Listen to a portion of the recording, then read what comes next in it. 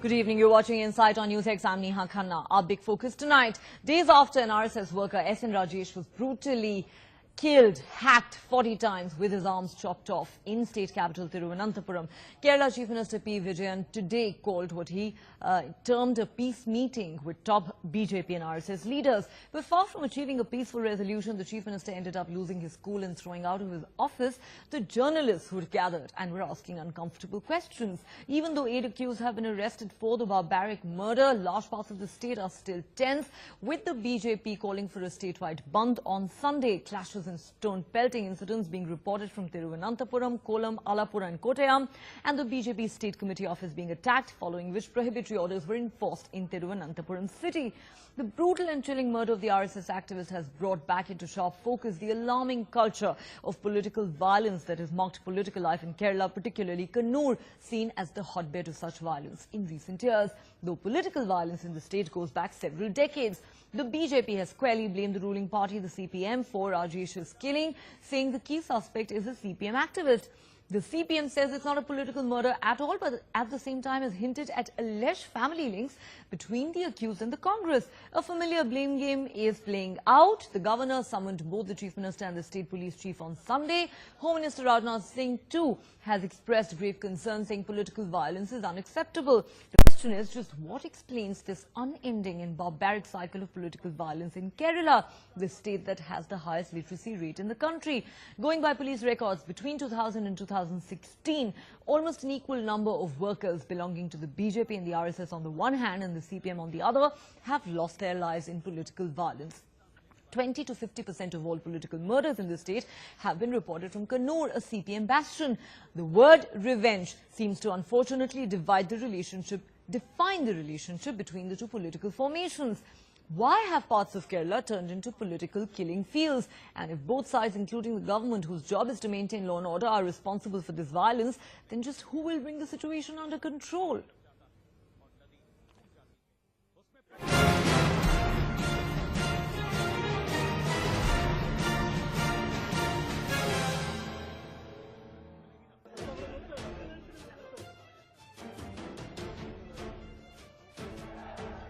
Kerala is burning. With another RSS worker's murder, the death toll has risen to 11 in the past 1 year. ഇതുമായി ബന്ധപ്പെട്ടുള്ള ബോധവൽക്കരണത്തിനുള്ള നടപടികൾ സ്വീകരിക്കും. എല്ലാവിധ അക്രമ സംഭവങ്ങളിൽ നിന്നും ബന്ധപ്പെട്ട അണികൾ ഒഴിഞ്ഞു നിൽക്കുന്നതിനാവശ്യമായ ജാഗ്രത But all our netas do is blame each other for the political killings. Political party officers should not be attacked. So such a trend is there in Kerala. It should be stopped. It is very dangerous. While other issues take center stage, Kerala seems nowhere on our netas' priority list. वहाँ पर एक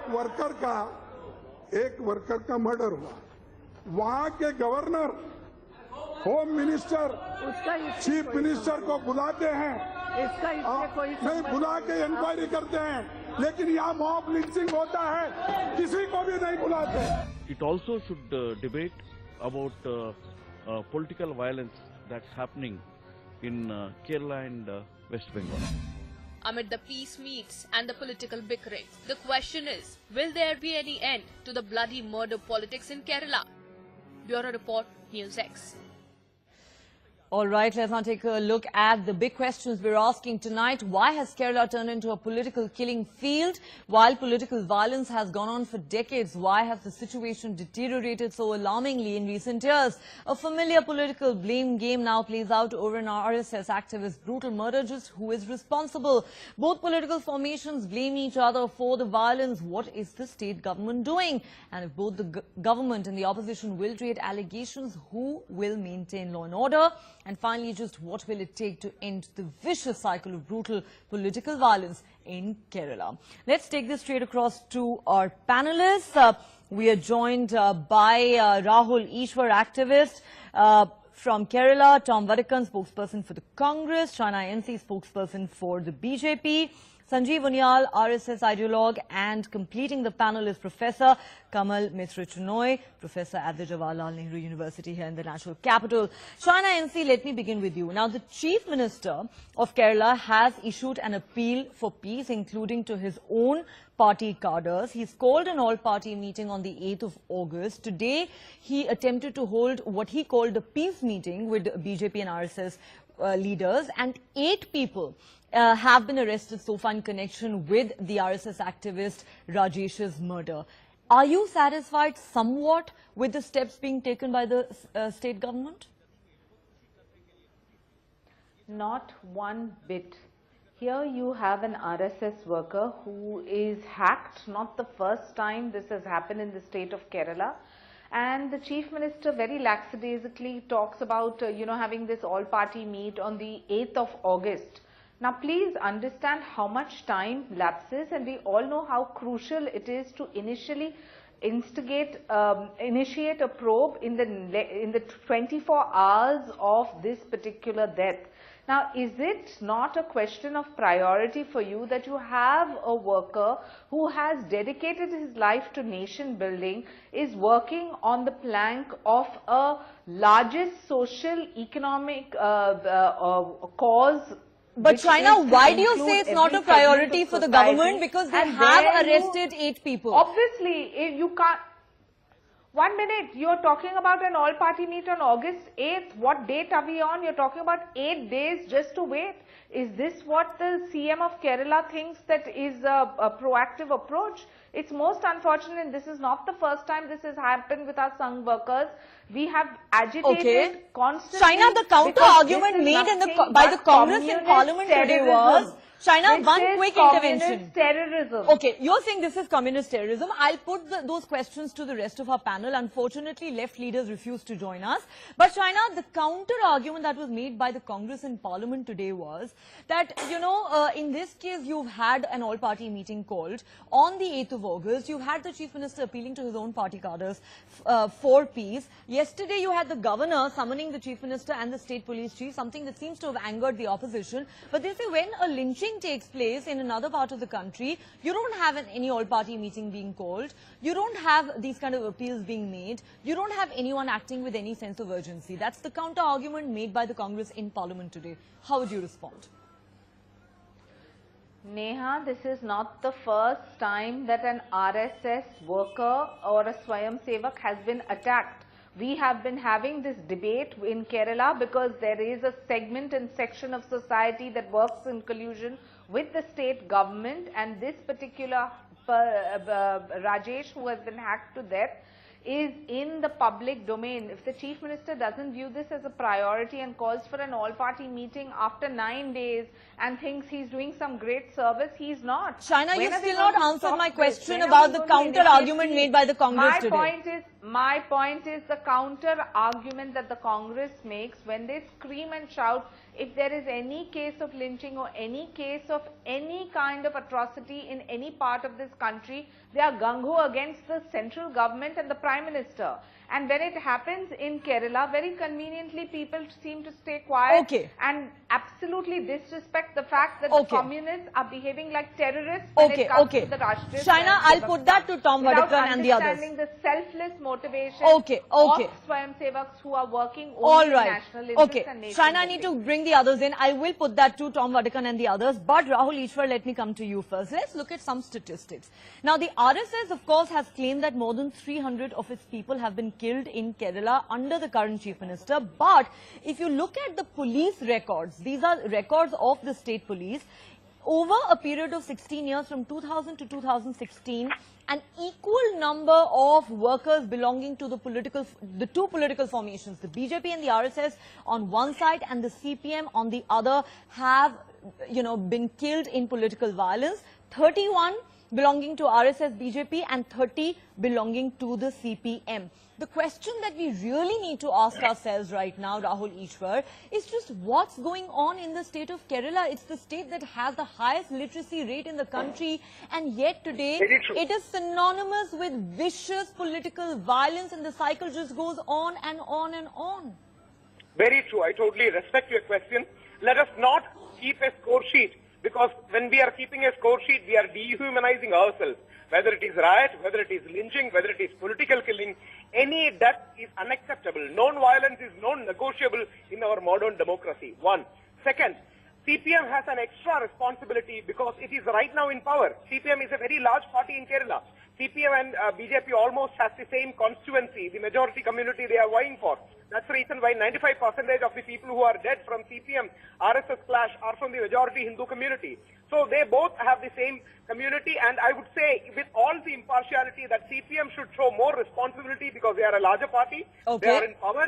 What happened to RSS worker was unfortunate and unacceptable, and there has been rising increase against right-wing activists, RSS activists and BJP activists in the past few years.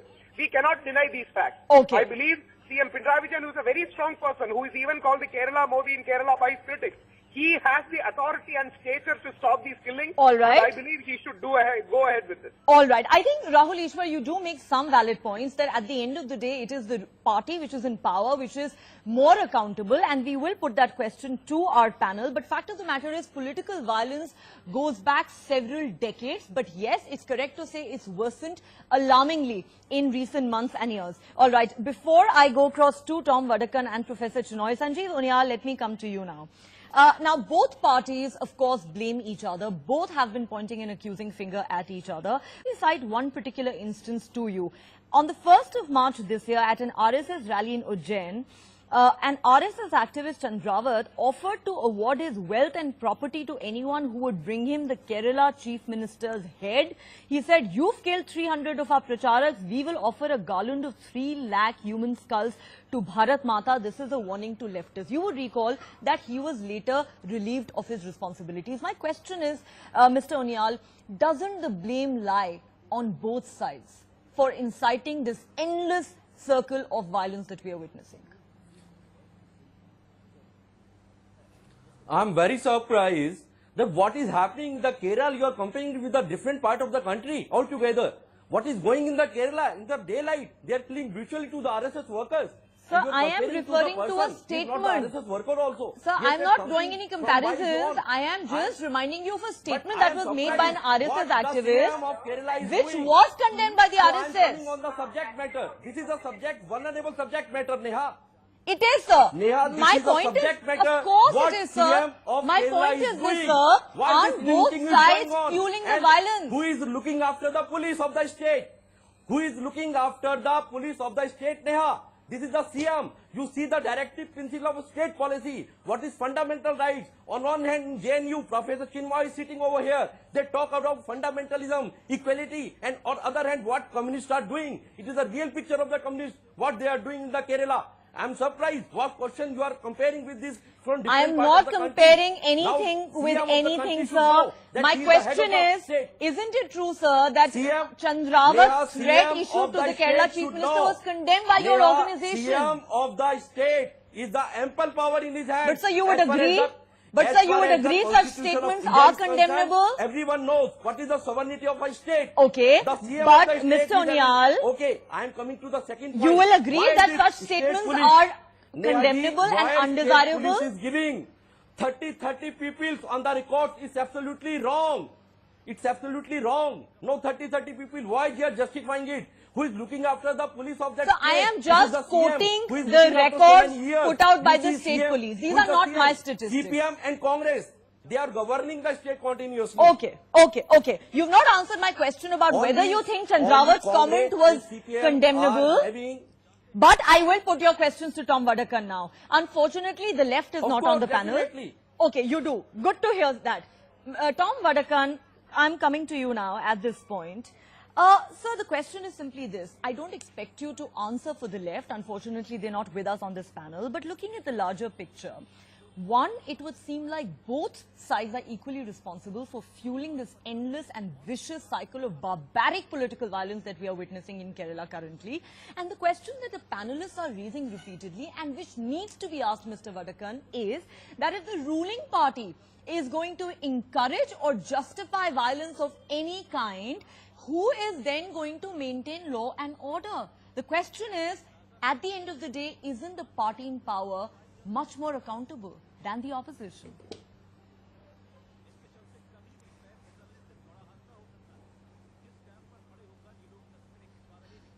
Neha, this is a very deep question that you raised.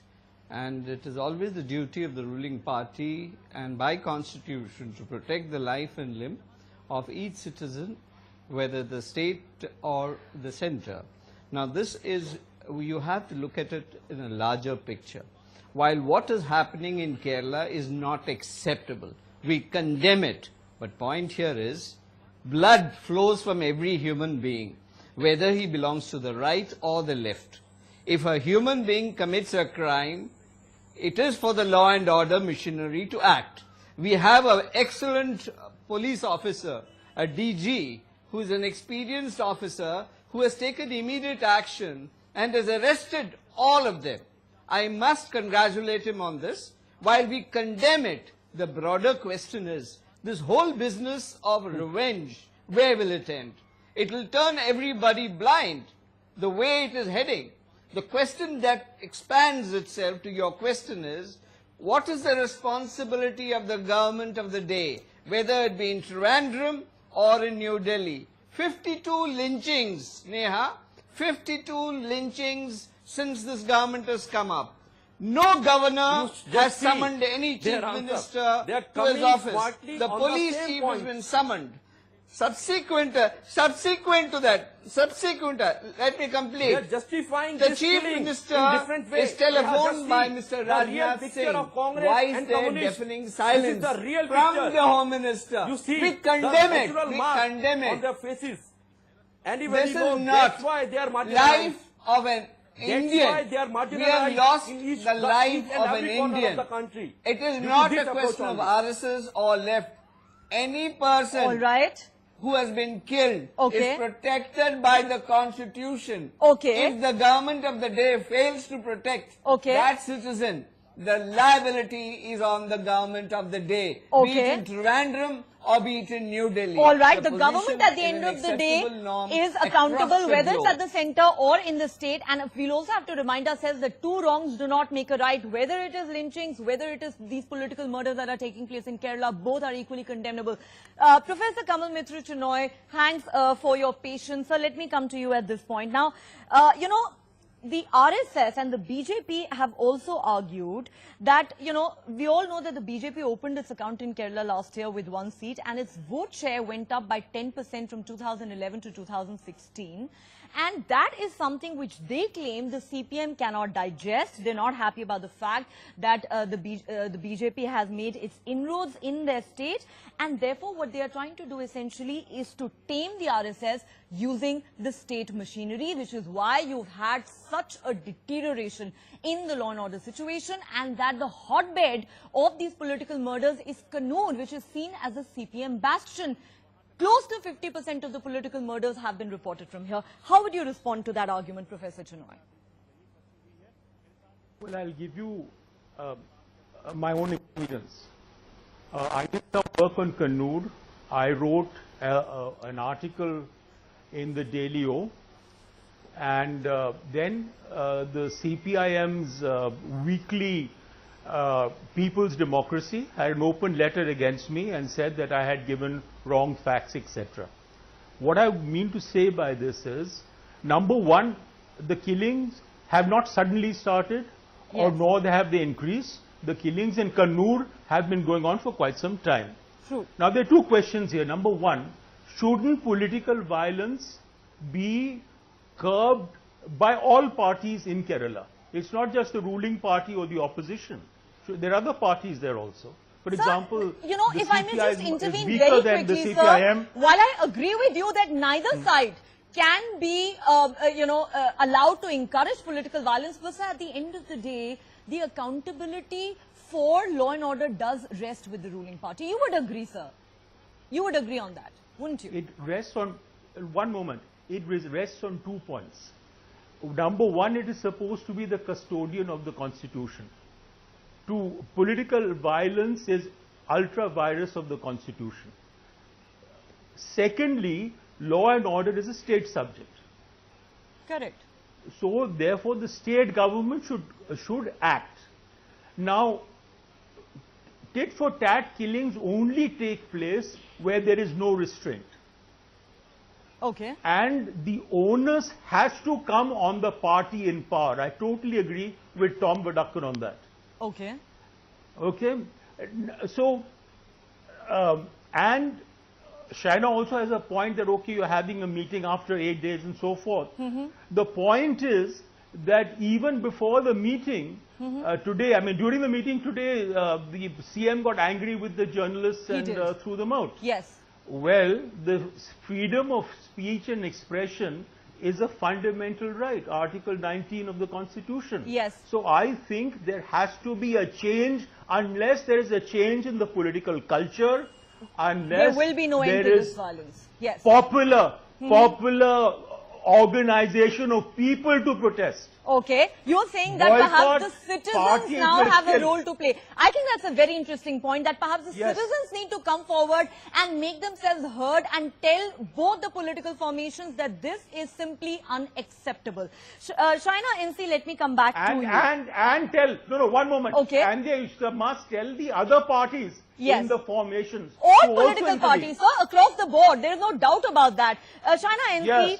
Okay. Shaina NC, let me give you a couple of quotes. Now, RSS leader Rakesh Sinha has said Kerala is in a state of anarchy. President's rule is the only solution. We've had Prime Minister Narendra Modi saying that RSS is being targeted because they are pitching for because they have a different ideology, and this is something that cannot be allowed in a democracy. The CPM's response to that is, this is a concerted campaign by the RSS to destabilize our government in Kerala, and that violence started as soon as we assumed power in 2016 when our comrades were killed.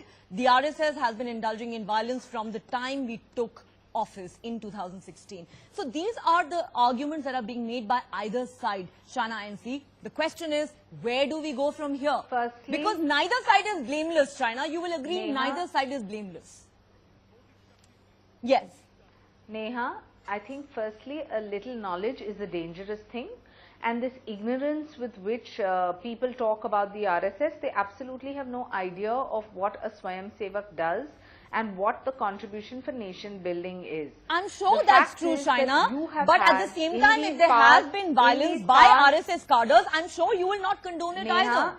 Yes. You have, but there has been no such case. The cases, the 300 cases of people, Swayamsevaks who have lost life, is amounting to a kind of terrorism. So are you saying, Shaina, that there have been no killings of CPM cadres? Which is only to...